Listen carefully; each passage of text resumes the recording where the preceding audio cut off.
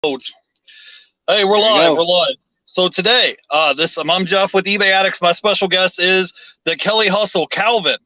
So if What's you want to going introduce on? yourself and tell everybody who you are and where you live and all that. Yeah, my name is Calvin. YouTube channel, The Kelly Hustle. Uh, Matter of fact, Hang on, Calvin. You're freezing up, buddy. You there? Calvin. Yo. Kelly Hustle. All right. You're back. All right. There you are. You froze up for like 1 second. sorry, let me get some headphones. Sorry about that. Yeah, so everything, all social media is The Kelly Hustle. I'm originally from San Diego, but I currently live in Iowa. Been out here for 3 years, me and my wife and my kids. But pretty much, yeah, I mean, I do eBay full time now. So I've been doing eBay for about a little over a year and a half, and I've been full time since March. So Right. that's pretty much me in a nutshell. So Calvin, tell me, man. You said you're originally from San Diego. I saw that in the Yes, sir. chat the other day. So Yep. how long were you living in California, and why did you decide to leave San Diego to move where you're at now in Iowa? Oh man, I'm born and raised San Diego, man. I mean, I heard the weather's nice. I've never been there before. So if someone has never been to California, they've never been to San Diego, what can you tell us about the place? I mean, yeah, it's just like pretty much everything you hear, everything you see on TV. It's beautiful, nonstop, 365. You could wake up on Christmas morning. It's about 65 degrees and sunny. So, Right. yeah, man. I mean, it's a beautiful city. Again, born and raised. I'll be 30. I'll be 37 in November. So Really? I'll be 37 in November. So again, up until I was 33 years old, I was in San Diego, man. So I made the jump. Right. Kind of in a nutshell, to keep it simple, my father-in-law retired from his company out in San Diego, and he's originally from Iowa, so all his family is back here. So he just wanted to retire, take his pension, sell his house, and move back to Iowa and kind of live that simple life, you know? Right. So did you So meet your wife in California, or did you meet your wife in Iowa? nah, so all of us are, my mother-in-law, my wife, are all born and raised San Diego. Okay, cool. Yeah. So Yep. how long have you been married now? 7 years. Seven. Ooh, Yep. that's what. Well, so you got married at 30, and you got 2 kids now, right? Yep, had my first boy when I was 30. So me and my Right. wife, yeah, we met right, obviously she got pregnant before even we were together a year, but everything worked out, and Yeah. chips just kind of fell where they were supposed to. So how does that work out, man, Calvin, with you having a wife and 2 kids? Because sometimes I talk to people and they're like, oh, no, you don't understand. It's hard to sell on eBay if you have a wife and kids and a family. You just don't get it. And I'm like, yeah, I don't have any kids myself, so I can't really relate. So can you explain to people how they can do that? The cool thing about eBay is you can kind of make up your own schedule when you go shopping for merchandise, when you list items, when you ship out items, all that, right? Yeah, absolutely. I mean, I don't know where the excuse of wife and kids comes in at, because to me that's not a good excuse at all. You can always find time. You can always find time to do extras or do something on the side to where it's not going to interfere with your family.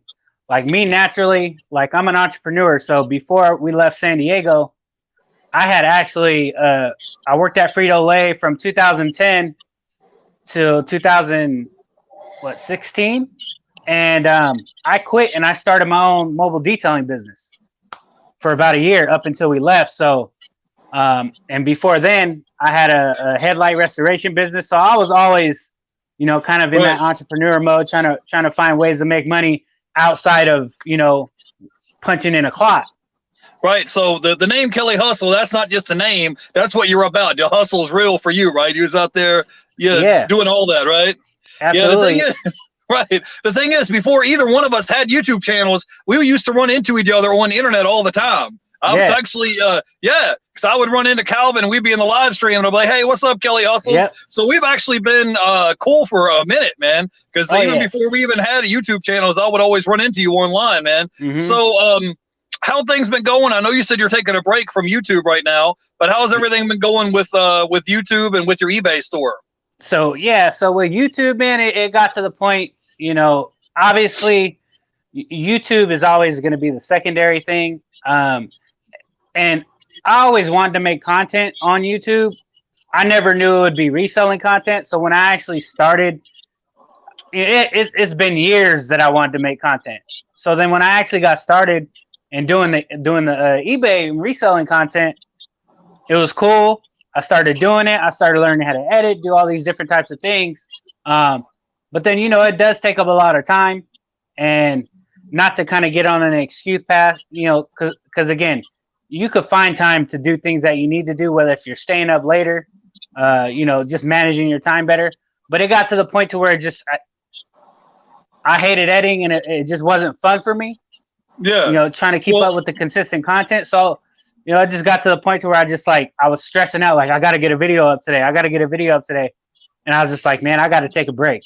I got to take a little chill. Yeah, I understand taking a break. Sometimes, like I said, I've had issues where I've had health issues or my car's in the shop or whatever it is. And I'm just like, all right, I just need to chill for this week and just take a break because, like, say my car's in the shop or I'm having health issues or I've just got stuff going on in the real world where you got to get it taken care of, So I understand that, man. So, Kelly, man, tell me about more about your life before you started reselling. So you said from 2010 to 2016, you was at the Frito-Lays, right? Mm-hmm. And so you had, and how old are your two kids? My boy just turned 7 and my daughter just turned 5. So 7 and 5.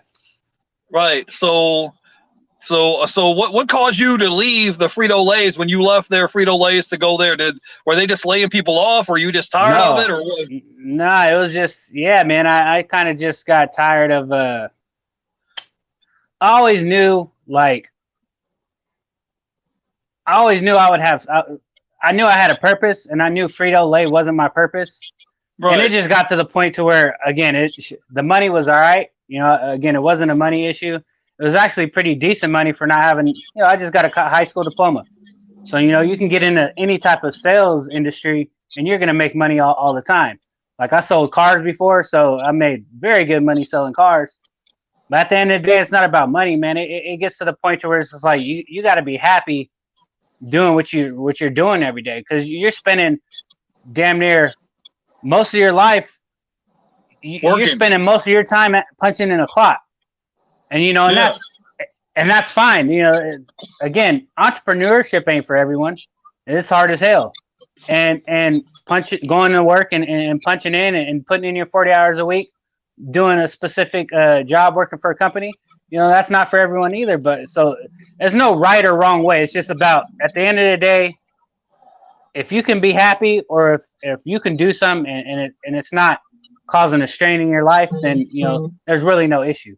You just ultimately have to find something that you enjoy doing, and you don't wake up every day regretting like, I gotta go do this damn thing. You know what I mean? Right, right. Because there's plenty of ways to make money. Right, I'm with you, and it's not always easy going sourcing. Like, I went out today, I hit up 4 pawn shops today looking for merchandise. This is one of the items I found. This is a Turner and Hooch. It's a DVD, and I pay 50 cents for it at the pawn shop, and I'll probably get, I don't know, maybe 10, 15 for it on eBay. But bro, I've been out here, I hit 4 pawn shops today, and it was out here in the pouring down rain. You know what I'm saying? So my socks are wet, my clothes are wet, and I'm still out here, bobbing and weaving, hitting different shops looking for inventory. So just because you say, I have an eBay store or have a YouTube channel, it doesn't mean that you're just on easy street. You're just out there hustling. You're out there working, doing what you got to do, Well, that's the thing. And that's the thing about entrepreneurship. I mean, so, the situation I have right now is obviously I'm trying to branch out. There's so many things within entrepreneurship that, ideas and things that I would like to accomplish, and and goals that I would like to get knocked off. But, the reason I'm able to do eBay right now full time is because my wife, my wife has a really good job for a really great company, covers our benefits, covers pretty much a majority of the bills, so what my income does is we pretty much reverse roles in the aspect of, quote unquote, being the breadwinner. Like Yeah. it took a lot, my pride. It took a lot, me being so prideful to kind of give my wife the reins. But I mean, she works for UPS, and she had an opportunity to be a driver, and she knew I was at the time. I mean, again, I had been searching just to try to be happy. Again, I was always able to make money, but just trying to be happy. So she knew I was unhappy, and she was like, why don't we just go ahead and try this out? She was like, I have a great opportunity. Driving jobs at UPS don't come around too often, and it's a great those company. are good jobs. They're good jobs and good benefits, man.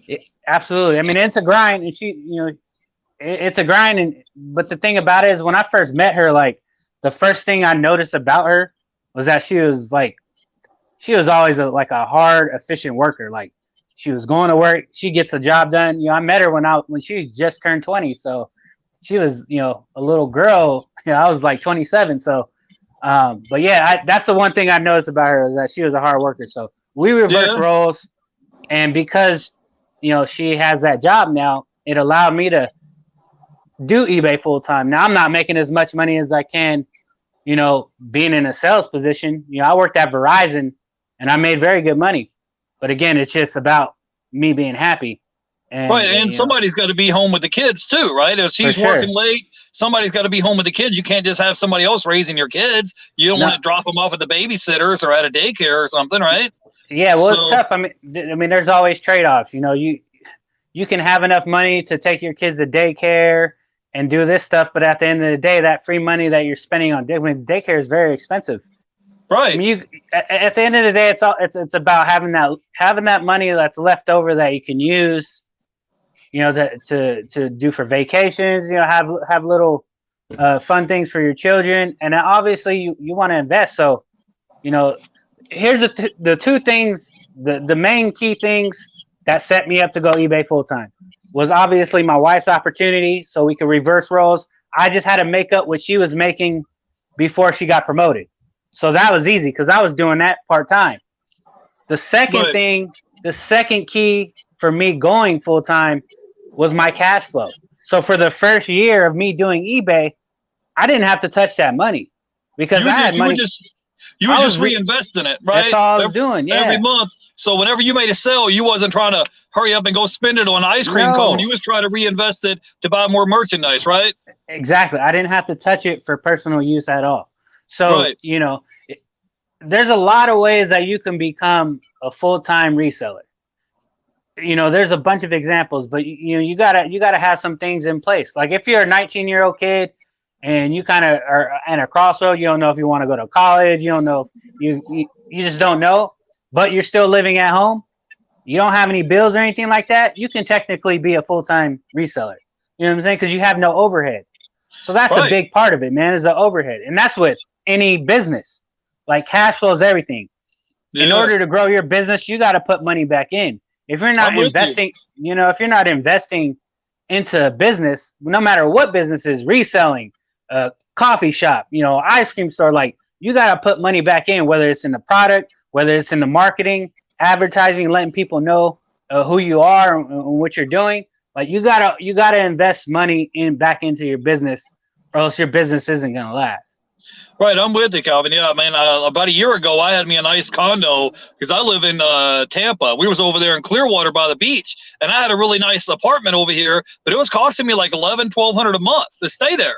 And, it's just me. I don't have a wife and kids or family or anything. Yeah. So then I was just sitting here thinking, I'm like, okay, bro, do I really want to keep paying this much money in rent every month just to live by the beach? Because I'm like, I can hop in my car and go to the beach whenever I want to. So back in December, January, whatever it was, I moved into this house, and I got a big shed in the backyard and a big 5-bay garage, and my rent ain't nothing but $350 a month. So now instead of me shelling out that $1,200 a month in rent every month, I've got that extra money I can reinvest back into our business to buy more merchandise because my rent went from $1,100 a month down to $350 a month. You see what I mean?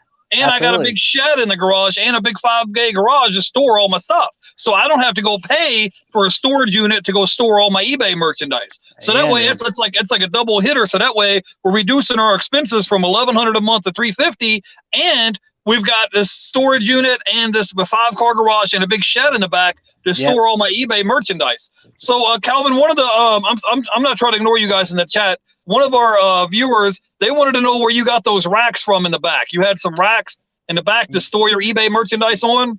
Yeah. So this set right here, I got like a double set. So these ones right here, I got from a place called Menards. That's local. It's like Home Depot, Lowe's here in Iowa. And then these ones here on the side, I got them at the same places. These ones are a little bit cheaper. These ones are a lot better, and I got some on that side too. So, but yeah, that's where I got them. These ones were like $50. These ones right here were about 20, $15 probably. So Calvin, go ahead. Yeah. So, but I mean, to your point, man, kind of like what you were saying, like that's one of the big reasons why I moved to Iowa, man. I mean, obviously, the opportunity was presented to me by my father-in-law, but I knew in my heart that I wanted to ultimately build something, and even till now, like obviously reselling is good for me. I know I can make money doing reselling, but now that I have the grips on and the handle on reselling, not only do I want to take money from reselling and invest back into reselling, but I want to take money and invest in other businesses too and try other things too. But I'm only able to do that because I live in Iowa. The cost of living here is so cheap. Right. It was versus California because it's like night and day. It's insane. Like I was just talking to my cousin. I have all my family's still back there, but I was talking to one of my cousins, and he lives in an area in San Diego where it's not horrible, but it's definitely not the greatest area in the world. And he's paying $1,900 a month for a 2-bedroom apartment. Right. And it's obviously you could drive to the beach about 15, 20 minutes, but it's just like, that's crazy. Yeah, to me, you're paying $1,900 a month in rent, and then by the time you pay for your water, electric, cable, cell phone bill, all gas, insane. Groceries, it adds up. So yeah. And that's the thing. Like you can, no matter what you're doing out there, like you can make money out there in California, but at the same time, it's your expenses. Now, all your money. You're making all this money just to cover your expenses. What do you have left over? Right. Even if you own a house, like your mortgages are going to be through the roof. And even if you make all this money, now your house broke, which is okay, I guess, if you got your family and stuff like that. But it's like, nah, man, it's like, I want to have more than just living in a house, even though it could be a nice house or whatever. Like, I want to be able to travel. I want to be able to, again, what's fun to me and ultimately in my mind and what my dreams are, man, is just to try different types of businesses and have different types of successful businesses that I could ultimately show people a way that things are possible as long as you put your mind to it and you have an idea and just focus, try to focus and grind it out. So, all right. So I'm going to talk a little bit about your eBay and your reselling here. Yeah. So you said you've been full time for about a year and a half. How many items do you have listed, and how has your sales been lately? And how have you do during this whole pandemic thing? Have your sales been up? Have they been down? Have it been flat? Like how has that been going, man? Yeah. So I've only been full time since March. So March, April, May, June. So about, I don't know, going on 6 months, I guess. March, April, May, June, July, August. Yeah. So about full time for about half a year. So going into me going full time when I left my job, again, just being part time, that's when the pandemic first hit. That was in March, and the whole thing totally threw me off because not only did I have to deal with the pandemic, but now I also have to deal with the kids don't have school no more. The whole world is shutting down. So as an entrepreneur, obviously everything's risky. And everything's on the fly. Everyone's having to adjust. And me adjusting from getting that, I know I'm getting a paycheck from this job going into, okay, now I'm depending on solely my eBay money, and sourcing was going to be key for me because now I was going to be able to source a lot more, to list a lot more. But again, all that stuff happened. Yeah, but the thing is, when you're on eBay, you're only getting paid on commission. So if you don't make no sales that week, you ain't got no cash flow coming in, right?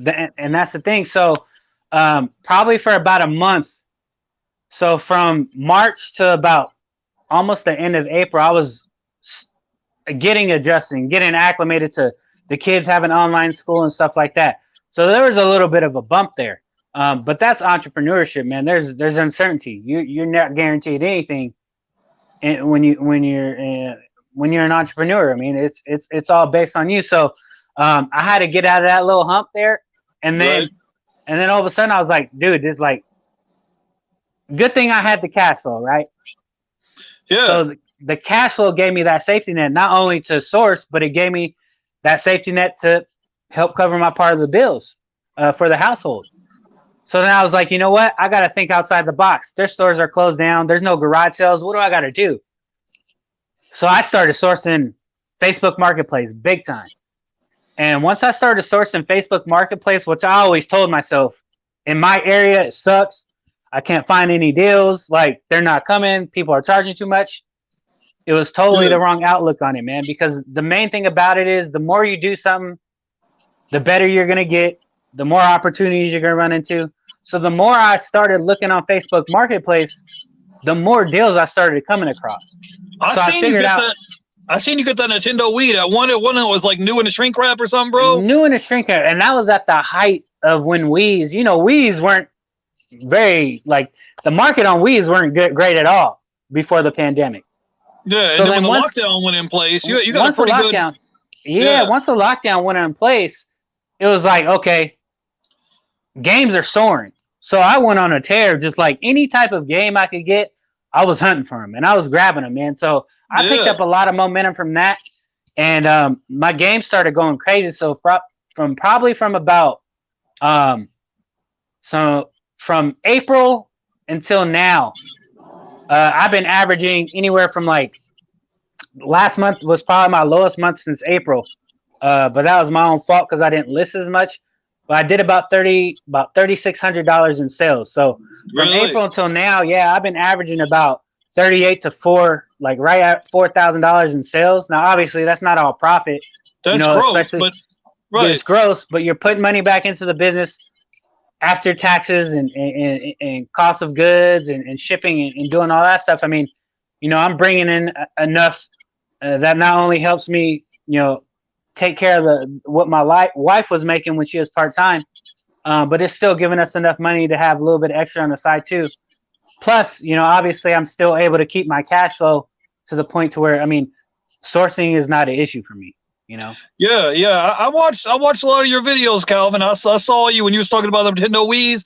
Next day, I went out and got like 3 of them. I'm like, hey, because I pulled out my eBay app and I'm like, yo, let's see what these things are selling for. As soon as you start talking about that, next day, and I was like, yo, Calvin started talking about the Nintendo Wii's. I was like, dude, I'm out here hitting. I grabbed like 3 of them in one day. Oh hell So Calvin, tell people a little bit about how your setup is, because you're a full-time eBay seller. So what's your setup now as far as finding inventory, listing inventory, storing it, and shipping it? Because with eBay, like there's like 4 different, there's like 4 different levels to it. You got to find it, you got to list it, you got to store it, then you got to ship it. So there's all these different procedures to it. It's not like you just snap your fingers and list it and it sells the next day. Sometimes it does, but sometimes it sits for a minute. Yeah. So and that's the thing. It's like, so sourcing, obviously, everyone knows sourcing is the funnest part of it. We source, we have fun, it's cool, it's whatever. But if you're not listening, I mean, you're not going to make no money. So obviously the first step is you get the product. I just now am starting to get really organized. Like I've been kind of the reseller who, I kind of put things and I can remember where I put them, and, there's rhyme or reason for why I did it. But I just started figuring out, it's like, I got to get a better process, man. And I just heard something recently. It's like, and I'm not, trust me, I'm not like I'm not this person who wants to be like a millionaire and do all this type of stuff. If it comes, obviously that would be great. But the quote was something like, the way people got to their millions is either they created a product or they created a system. So for me in eBay, like, after I source, I would come home, kind of just put my inventory anywhere, list it, kind of just put my stuff that I listed anywhere. So I figured out, man, having a system, I'm starting to create a bin system now. And so that's why I got a lot more of these racks and shelves, man. it just makes things 100 times easier. Like everything that I packed up today, like I did a custom SKU for it. So I was able look at the item. I know exactly where it is. That saves time. And you know, time not only is money, but time is our most important asset, man, because we don't get time back. So creating the system, so I buy, um, I'll get everything. I'll take the photos, and I try to do 10 photos at a time, and I do everything from my phone. I get it listed, and usually I'll bring a bin over. So as I'm listing, I'll toss everything into one bin, and I'll put the SKU. I'll either take a picture of the bin number, and then when I'm listing it, I just put the custom SKU inside my listing, and then and then once it sells, I'm able to find it, package it up, print out the label, and take it to the post office. Tonight, I'm actually going to take it to the grocery store because our local grocery stores, they're like a USPS third party. So I'm able to take them there and still get them in before that 11:59 p.m. cutoff time that eBay allows in order, because I have one business day on mine. So as long as I get it there in time, I'm good. Hey, Calvin, can you turn your mic up a little bit when you're in? I'm having trouble hearing you. Can you turn your mic up? Yep. Let me see. Can you hear me? Yeah, I can hear you. I'm just saying, can you turn it up a little bit? It's up. Oh, there you go.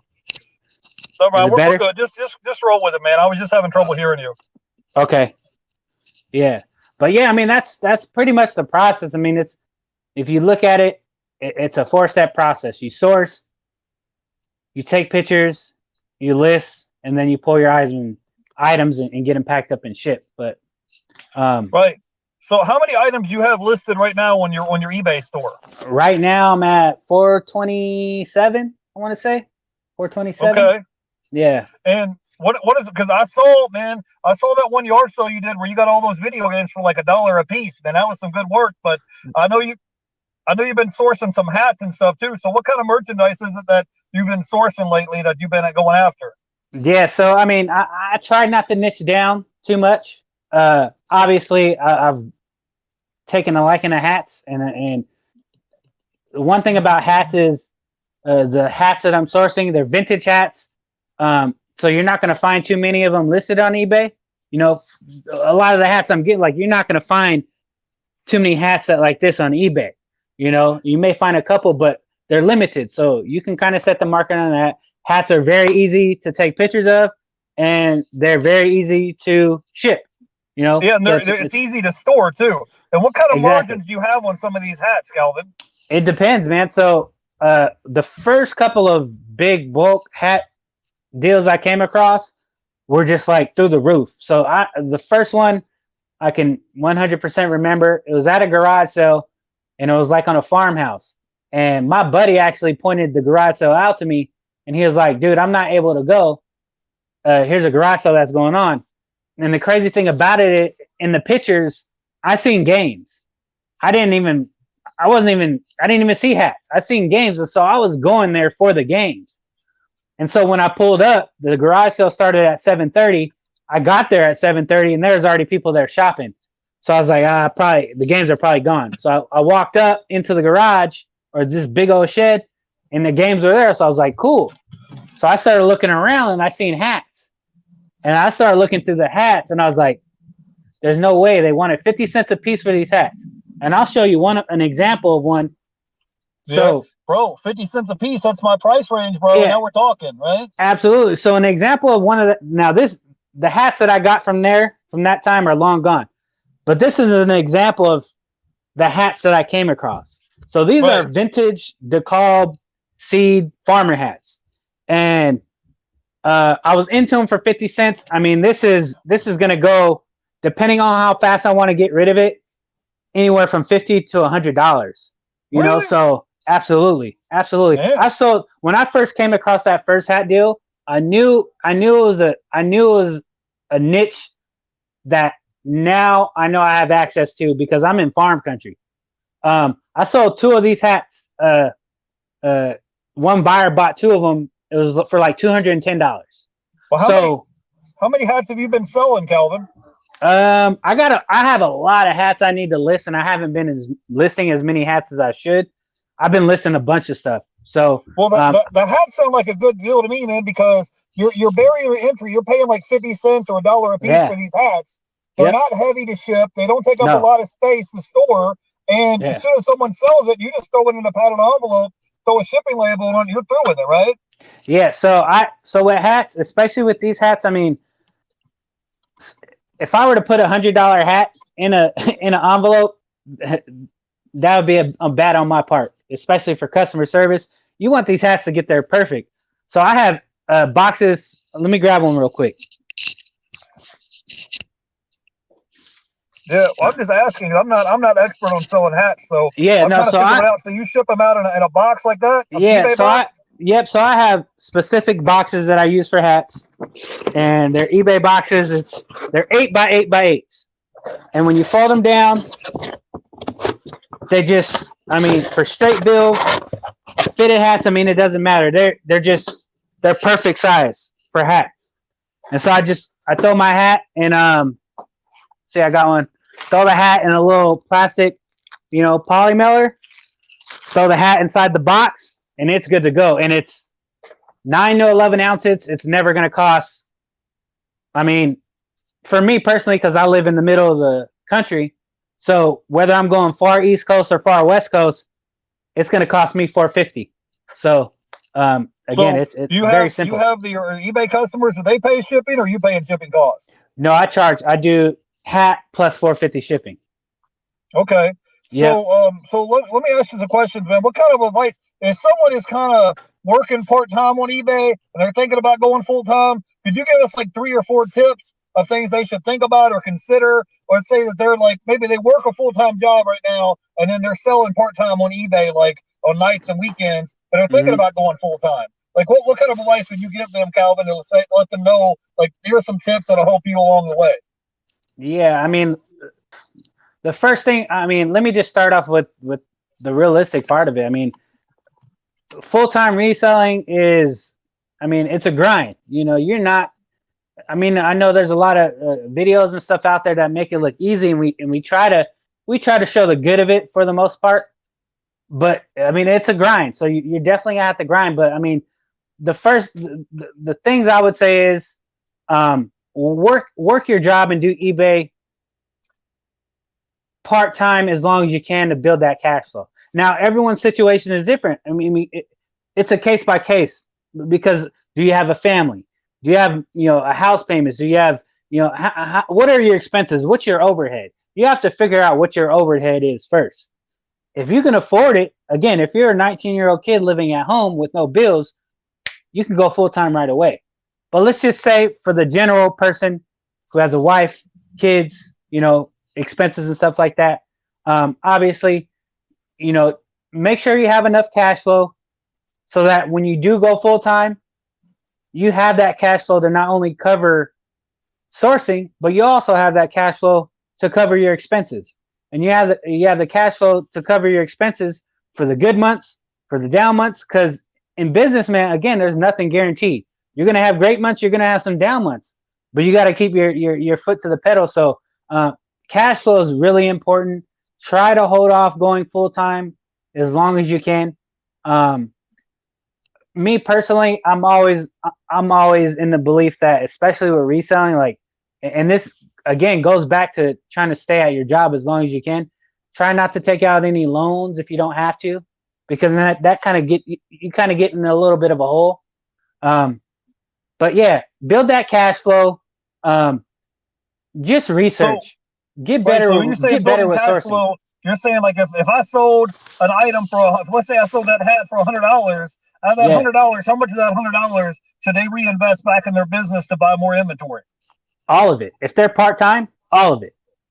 Like, you're not, when you're part-time on eBay, do not pull any money out of that damn store or out of that damn account. Right. And that's another thing. Another thing I would say is get a separate bank account that handles everything eBay related. It's a business, so act accordingly. Handle it as a business. because in that way you don't have to intermingle, your personal finances with the business money, because then things start to get a little foggy. So it's free to go to a bank and open up a checking account anywhere, even if it's not Right. like a business account, which I'm with you. technically you don't need. Have a separate business account, because and then when it comes to tax season and stuff, it's easier to keep track of everything, because you have everything under that one roof.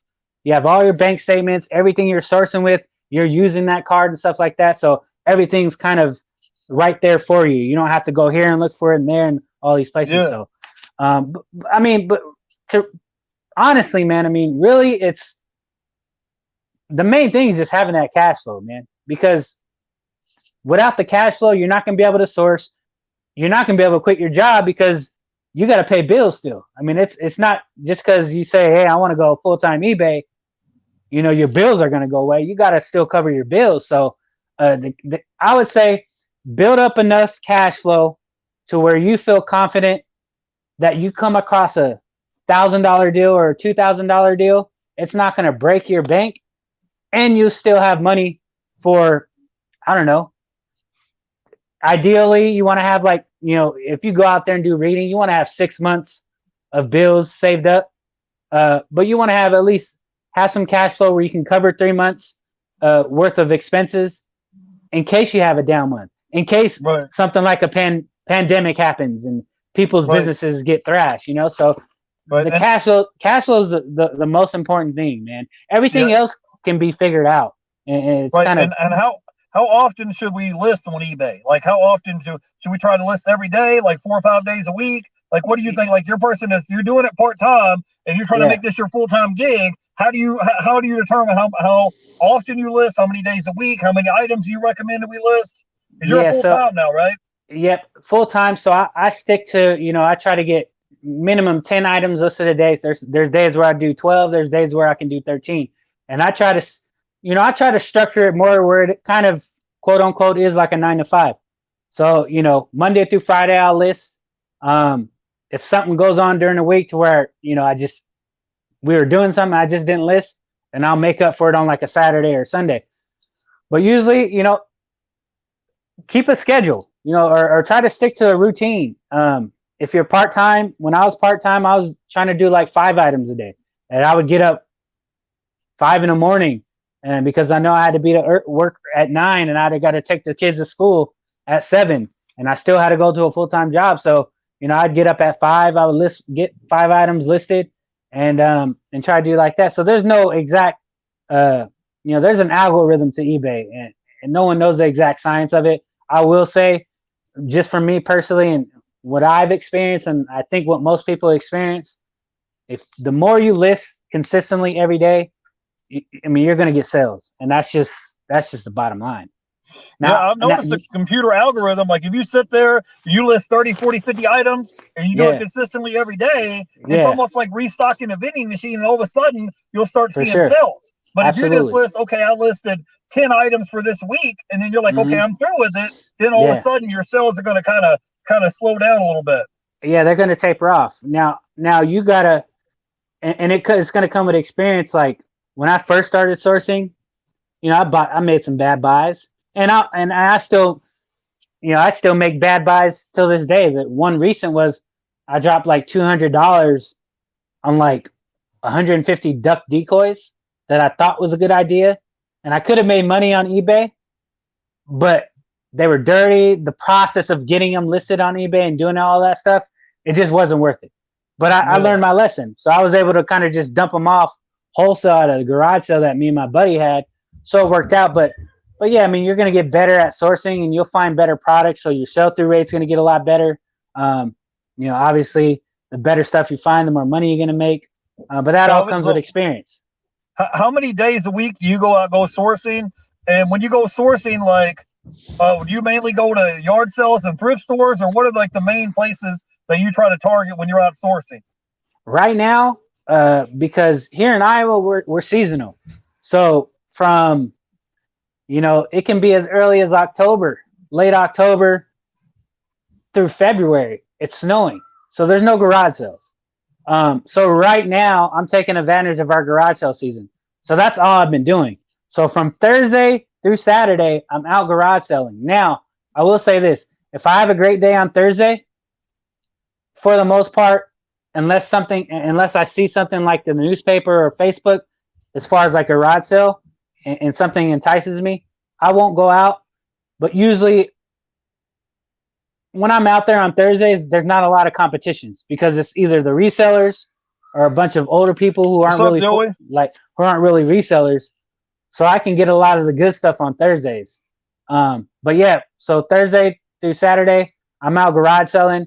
I haven't been into a thrift store in a while, but again, I'm trying to take advantage of the garage sales because you're not going to get a better bang for your buck than anywhere but a garage sale. Like garage sales they're phenomenal as far as bang for buck, and you're getting some great stuff for very cheap, man. Yeah, I saw you've been killing it at yard sales. You had one of your yard sale videos. You had like 1,500 views on one of your yard sale videos, Calvin. Man, did you see that on YouTube channel? Yeah, that was and I think I know why that one had so many views and it kind of popped. Is because at that time it was kind of in almost the pandemic was still in the heat, but it was almost starting to curve around, and no one was making garage sale videos. So I put one out, and I think because mine was one of the very few garage sale videos out, I think it popped a little bit. But yeah, I mean that was garage sales are my favorite way to source. I mean, I love them. Yeah. And so other than garage sales, I know you said you do a lot of garage sales. You do a Facebook Marketplace. Yeah. And I've seen you hit up a couple of thrift stores. You like to go to Goodwill's, or do you like to go to Salvation Army? Like, what are the thrift stores that you like to go to? Yeah, so I'm limited. So within my 30-mile radius, I only have 3 thrift stores. And so I'm really limited as far as that goes. I mostly stick to, there's a local mom and pop thrift store called Affordables, and then I go to Goodwill. Salvation Army in my area, I mean, it's like Salvation eBay. They pretty much mark their stuff up to the point to where there's no meat left on the bone. So every once in a while I'll go into Salvation Army, but I try to stay away from there. But yeah, I mean, I hit up my local thrift stores. There's 2 of them. And obviously now that I'm full time, I'll be able to venture out more. And when the garage sale season is over, then I'll start focusing more on thrift stores. Hey, Calvin, have you tried to do like check Craigslist or check like OfferUp or Let Go? Have you checked any of those? Craigslist in my area is it's not active at all. Like there's. And what about 30-mile radius? What about OfferUp? Have you checked those? Let Go and OfferUp, yeah, not as much. But right now it's more Facebook than anything. Like there's a local auction group on my Facebook page or on Facebook. So it's like Mason City, Iowa dollar auction or whatever. And so I just won an auction on there. I got 9 PS3 games for $3. So that was a good one. And there's a couple of games that are like $15 plus, so I got to go pick those up tomorrow. So Facebook and garage sales is 100% what I'm focused on right now. And then once snow starts coming in and the winter starts folding in, garage sales goes away. I know there's some auctions, like local auction companies that are around in my area now. And then I'll be able to venture off, about an hour north or south to get to bigger cities in my area where there's a lot more thrift stores. So I'll be able to do that. But right now I'm taking advantage of garage sale season. All right, cool. Now, Calvin, give me a few tips because I don't have a wife and kids or a family. So if somebody has kids, how do they go about rescheduling so that way they can still go out and go sourcing and listing and shipping and do all that stuff? If you have kids and a family with you, like how do you go about like doing that? Could you give me a few tips on how that would work? Yeah, I mean, again, it's gonna be case by case, but try to wake up earlier before anyone else, so you can, if you, let's say, it's a Monday night, and you got 4 or 5 items you got to pack up to ship out on Tuesday. You could either wait till everyone goes to bed, and go down and get to your spot and pack the items up then, or you could just wake up early, get the items packed up. and then kind of work it out in your schedule depending on if you got to take the kids to school. You know, if you got to go into work, you know, there's ways. It's just about managing your time. So right. if all your time revolves around your 9 to 5 or your job, you just gotta schedule your eBay stuff obviously in those times. And obviously it's you know, you gotta make sure your wife is cool with it, and you're still Right. giving your wife and your kids the time and stuff like that. But you know, me, you know, I kind of do a lot of stuff late night shift. You know, Right. I say when I'm doing things for eBay, sometimes I'll be down here, you know, 11, 12 o'clock taking pictures, doing stuff like that. So I just say I'm working the late shift, and All right. you can be flexible, but you know, everyone's schedule is different. But I always say there's nothing wrong with getting up a couple hours early before anyone else gets up, and you can bang out a lot of eBay stuff during that time. If you have 2 hours, wake up at 5, and you really don't got to get your kids up for school until like 7, go to work at 9. You got a nice chunk of 2 hours there where you can get some stuff done. It's not All really right, going to affect your day.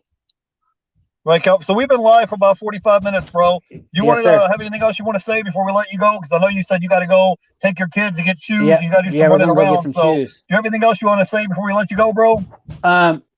You know, first, just I appreciate you, Jeff, for having me on, man. eBay Addicts. I haven't been watching as much YouTube reselling content like I used to, but you're one of the ones that you're unique.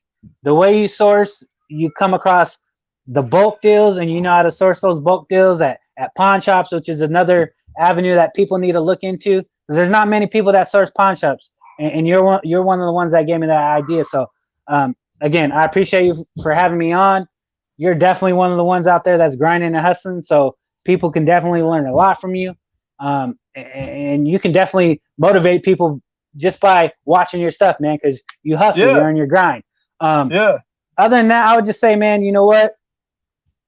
When you're getting into reselling, don't go looking and buying and spending all this money. Start off with stuff around your house, you know, stuff that you don't want, stuff you just want to get rid of. Start there, because you can figure out fast if reselling is for you or if it's not for you. So you don't want to All go right. dive in and invest in all this money if it's not going to be for you. So start off with stuff around your house. Don't be afraid to invest money and invest in yourself. You know, and to try new things, man, because you know you could be holding back from something that just has, you know, a lot of stuff that you can branch off, and you know, you can Yeah. just make a better life for yourself, man. So don't be afraid, take chances. You know, as entrepreneurship, you're gonna have mistakes. Everything ain't gonna be all peachy and creamy, but it's just about learning, All right. getting back So, on that grind, staying on that grind, and being so, consistent.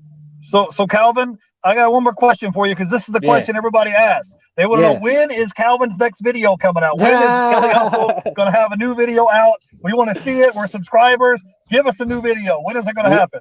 You know what? My kids are starting back up to school. Not that they were an excuse, but I think I'll just have a little bit more downtime to where I won't feel as pressured to get stuff out and to have to rush things. So Well, you know what, Calvin, bro? it's If gonna be you don't want soon, to do the man. editing, why don't you just do like me and just do some live streams, invite some guests on, and just chill and hang out? You ain't got to be stressed out. You ain't got to do all the editing. You can just invite. You can get me. You can get Joey. You can get Kat. You can get Nurse Flipper. You just said. I'm sure if you said, "Hey, Nurse Flipper, I want you on for the live stream," she'll be like, "Boom, I'm there." You know what I mean? Just do a couple of those, because people just want to see you and want to hang out with you, man. Anyways, it's been about 50 minutes on the live stream, man. I want to thank Calvin. You should come back and hang out with me again soon, bro. All right? Definitely, man. Let me know. All right, buddy. All right, I'm going to link your channel down below. All right, have a great night, everybody. Peace out. All right, Jeff. Peace, everyone. Later.